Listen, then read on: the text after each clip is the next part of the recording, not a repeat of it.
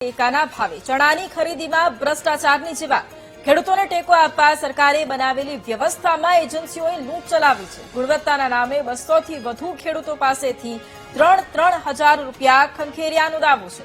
રૂપિયા ન આપો તો ટેકાના ભાવે ચણાની ખરીદી ન થતી હોવાનો આરોપ લાગ્યો છે। ખેડૂતની આવક બમણી કરવાની વાતો વચ્ચે વચેટિયાઓના ખિસ્સા ભરાઈ ગયા છે। ખાનગી એજન્સીઓના ખાયકીના ખેલમાં તંત્રના મૌનથી સવાલ છે। ચણાની ખરીદીના મુદ્દે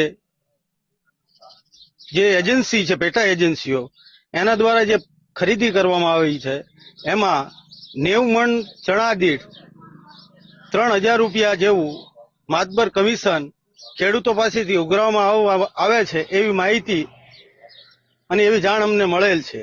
જો આવું થતું હોય અને ખેડૂતોનું શોષણ થતું હોય તો સરકારશ્રીને અમે ધ્યાન દોરવા માંગીએ છીએ કે જગતના તાતના પેટ ઉપર પાટું મારી અને કોઈ સંસ્થા કે કોઈ પેટા એજન્સીઓ જો ખેડૂતોને આવી રીતે લૂંટતી હોય તો ચુડા તાલુકામાં આવો અન્યાય અમે હરગીજ ચલાવી નહીં લઈએ અને સરકારશ્રી સામે અમે રણસિંગુ ફૂંકશું। અને કાલેથી રાબેતા મુજબ 100 ખેડૂતોને બોલાવવાના છે અને સિસ્ટમથી અને જે રાબેતા મુજબ જે હાલતું હતું એ રીતના ખરીદી હવે કાયમ માટે ચાલુ થઈ જશે। જે ખેડૂતોને મેસેજ આવે એ 4 દિવસની અંદર આ લોકોને સીસીઆઈ ઓલું છે ત્યાં આવી જવાની ખરીદી કેન્દ્ર ઉપર અને કોઈ પણ પ્રશ્ન અહીંથી હવે પછીથી નહીં આવે। ઇન્ડિયા કંપની તરફથી હું એક પ્રતિનિધિ તરીકે હું ખાતરી આપું છું।